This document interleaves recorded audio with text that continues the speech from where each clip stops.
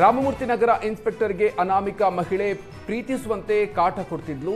3 ತಿಂಗಳ ಹಿಂದೆ ಸತೀಶ್ ಠಾಣಾಧಿಕಾರಿಯಾಗಿ ನೇಮಕ ಆಗಿದ್ರು. ಸತೀಶ್ಗೆ ವಾಟ್ಸಾಪ್ ಮೂಲಕ ಕಾಲ್ ಮಾಡಿದ್ದ ಸಂಜನಾ ನಿಮ್ಮನ್ನ ಪ್ರೀತಿಸ್ತಾ ಇದ್ದೀನಿ ಅಂತ ಟಾರ್ಚರ್ ಕೊಟ್ಟಿದ್ದಾಳೆ. ಸುಮಾರು 11 ನಂಬರ್ಗಳಿಂದ ಲೇಡಿ ಕರೆ ಮಾಡಿದ್ದು.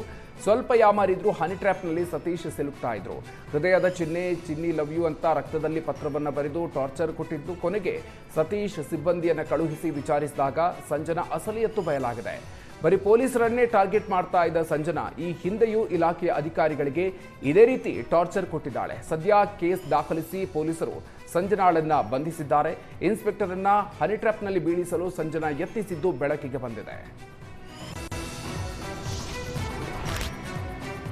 ಪಾರಿವಾಳಗಳಿಗೆ ಕಾಳು ಹಾಕಿದ್ರೆ ದಂಡ ಹಾಗೂ 6 ತಿಂಗಳವರೆಗೆ ಜೈಲು ಶಿಕ್ಷೆ ನೀಡೋದಕ್ಕೆ ನಗರಾಭಿವೃದ್ಧಿ ಇಲಾಖೆ ಆದೇಶವನ್ನು ಹೊರಡಿಸಿದೆ.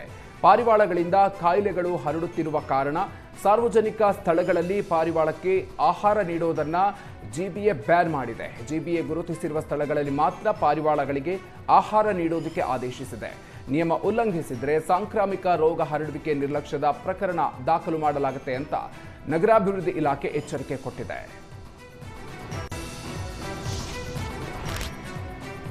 ಮ್ಯಾಟ್ರಿಮೋನಿಯಲ್ಲಿ ಹುಡುಗಿ ಹುಡುಕುವ ಮುನ್ನ ಹುಷಾರಾಗಿರಿ. shaadi.comನಲ್ಲಿ ಫೋಟೋ ಹಾಕಿದ್ದ ಹುಡುಗನ ಪ್ರೊಫೈಲ್ನಿಂದ ನಂಬರ್ ಪಡೆದು ಮಾತನಾಡಿ ಕೋಟ್ಯಂತರ ರೂಪಾಯಿ ವಂಚಿಸಿದ್ದಾಳೆ.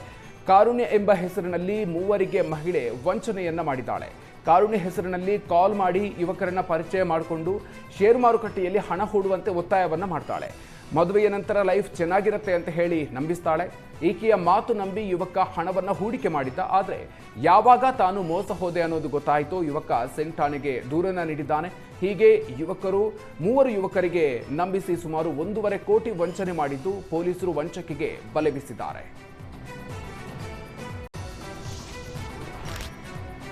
ಕಲ್ಯಾಣ ಕರ್ನಾಟಕ ಜಿಲ್ಲೆಗಳಲ್ಲಿ ತಾಪಮಾನ ಕನಿಷ್ಠ ಮಟ್ಟಕ್ಕೆ ತಲುಪಿ ಜನರು ಚಳಿಗೆ ಪತ್ತರಗೊಟ್ಟಿದ್ದಾರೆ. ಬೀದರ್ನಲ್ಲಿ 7 ಡಿಗ್ರಿ ಸೆಲ್ಸಿಯಸ್ಗೆ ಕುಸಿತ ಆಗಿದೆ. ಬಳ್ಳಾರಿ, ಕೊಪ್ಪಳ, ಯಾದಗಿರಿ, ರಾಯಚೂರಿನಲ್ಲೂ ಕೂಡ ವಿಪರೀತ ಚಳಿ ಶುರುವಾಗಿದೆ. ಚಳಿಯ ಜೊತೆಗೆ ಶೀತಗಾಳಿ ಇದ್ದು ಮಕ್ಕಳು, ವಯೋವೃದ್ಧರಲ್ಲಿ ಆರೋಗ್ಯದ ಸಮಸ್ಯೆ ಕಾಣಿಸ್ತಾ ಇದೆ. ಇನ್ನೂ 2 ದಿನ ಶೀತಗಾಳಿ ಹಾಗೂ ತಾಪಮಾನ ಕುಸಿತ ಮುಂದುವರಿಯುವ ಸಾಧ್ಯತೆ ಇದ್ದು ಈ ಬಗ್ಗೆ ಹವಾಮಾನ ಇಲಾಖೆ ಮುನ್ಸೂಚನೆ ಕೊಟ್ಟಿದೆ.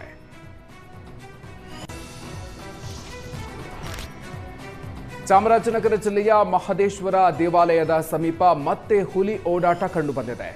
ಮೀಡಿಯಂ ಗ್ರಾಮದಿಂದ ರಾಮಪುರ ಕಡೆಗೆ ತೆರಳುತ್ತಿದ್ದ ಬಸ್ ಸಮೀಪದಲ್ಲೇ ಹುಲಿ ನಡೆದುಕೊಂಡು ಹೋಗ್ತಾ ಇತ್ತು. ಈ ವೇಳೆ ಬಸ್ನಲ್ಲಿದ್ದ ಪ್ರಯಾಣಿಕರು ಕೆಲಕಾಲ ಆತಂಕಗೊಂಡಿದ್ರು. ಮೀಡಿಯಂ ಅರಣ್ಯ ಪ್ರದೇಶದಲ್ಲಿ 5 ಹುಲಿಗಳು ವಿಷ ಆಹಾರ ತಿಂದು ಮೃತಪಟ್ಟಿತ್ತು. ಇದೀಗ ಮತ್ತೊಮ್ಮೆ ಹುಲಿ ಓಡಾಟ ಕಂಡುಬಂದಿದ್ದು ಸ್ಥಳೀಯರಲ್ಲಿ ಆತಂಕಕ್ಕೆ ಕಾರಣ ಆಗಿದೆ. ಶೀಘ್ರದಲ್ಲೇ ಹುಲಿಯನ್ನ ಹಿಡಿಬೇಕು ಅಂತ ಅರಣ್ಯ ಇಲಾಖೆಗೆ ಸ್ಥಳೀಯರು ಮನವಿಯನ್ನ ಮಾಡಿದ್ದಾರೆ.